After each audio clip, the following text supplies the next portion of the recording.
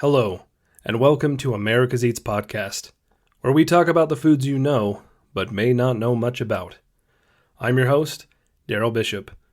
Each week we'll uncover a new and important part of the American fabric of food and how it won its way onto our table and into our hearts.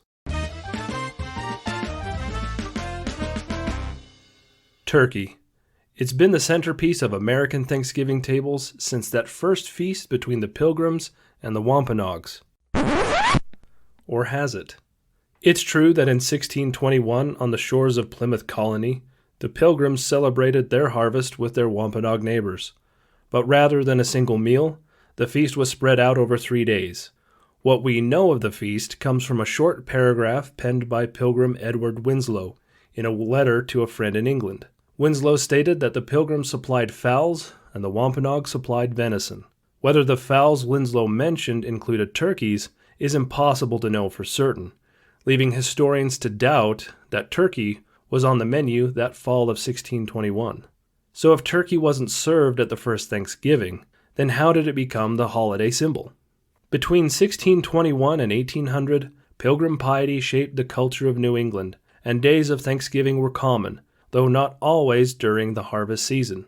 In 1789, President George Washington assigned Thursday, November 26, to be a day of Thanksgiving across the new republic, a day to thank God for helping Americans achieve victory in the Revolution and the establishment of a new, stable government. These presidential proclamations for Thanksgiving continued sporadically until 1815, when they stopped. Meanwhile, turkeys grew in popularity on American tables after the Revolution. Turkeys were native to America, and so held a particular appeal to Americans who wanted to establish a new cultural identity along with their new government. Turkeys provided a practical menu choice for feeding a large group, as they were not only large, but they were relatively easy to find. Benjamin Franklin praised the turkey as a respectable native bird, and said, quote, "He is besides, though a little vain and silly, a bird of courage." But contrary to popular belief, Franklin did not believe that the turkey should be our national symbol.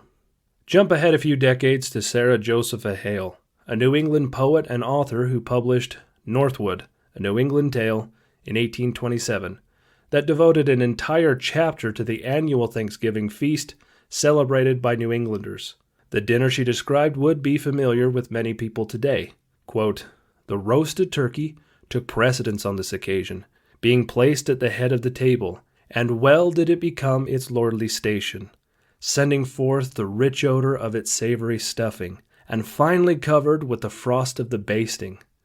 Innumerable bowls of gravy and plates of vegetables disposed in that quarter. The pumpkin pie is an indispensable part of a good and true Yankee Thanksgiving."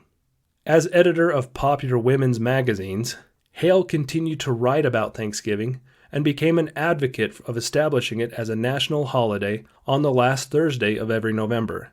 Hale lobbied both state and federal legislatures and achieved respectable success when by 1854, 30 American states and territories recognized a Thanksgiving Day. But a federal recognition still eluded her. For Hale, Thanksgiving was a way to unify the country, if only for a day, at a time when attitudes about slavery in America continued to threaten the Union. Notably, Hale omitted mention of New England Pilgrims in her letters and publications until 1865, perhaps in acknowledgement that by tying Thanksgiving to New England, Southerners who might otherwise support her campaign would oppose her. Hale's biggest victory came in the fall of 1863, when she wrote a letter to President Abraham Lincoln and Secretary of State William Seward, once again asking them to declare a national day of Thanksgiving and make it a permanent American custom. In October, Lincoln did in fact issue a proclamation establishing the last Thursday in November to be a national day of Thanksgiving, with the hope that it could indeed heal national wounds.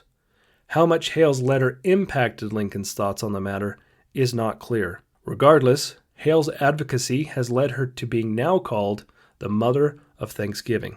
Although Thanksgiving was now a nationally recognized holiday, the turkey's prime place on the table was not assured, and it competed with other meats, such as ham, beef, and goose as the center of the feast.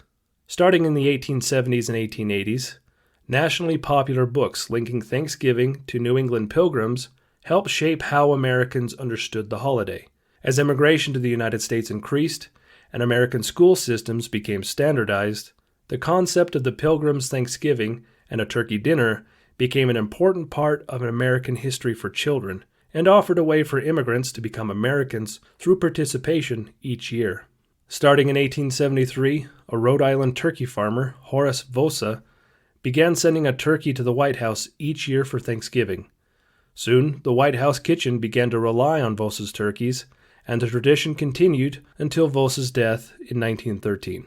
In 1946, the National Turkey Federation picked up the tradition and once again began sending turkeys to the White House for the holidays.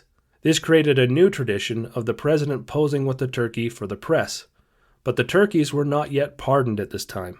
Both Truman and Eisenhower ate their gift turkeys, while Kennedy spared at least one of his. The tradition of the official presidential pardon started in the 1980s with Reagan and became permanent with President George H.W. Bush in 1989.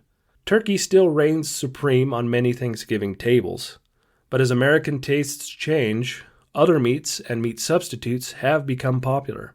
Popular alternatives include prime rib, brisket, duck, lamb, ham, and the famous tofurkey, which is a kind of turkey made of tofu. Despite not being present at that famous Thanksgiving in 1621, turkey has become the iconic symbol of the holiday, thanks to a revolution, presidents, authors, and school teachers who helped create a wholesome American myth centered around eating turkey with family. Thanks for listening to this episode. If you liked it, please rate it and let me know what you think and share this podcast with a friend.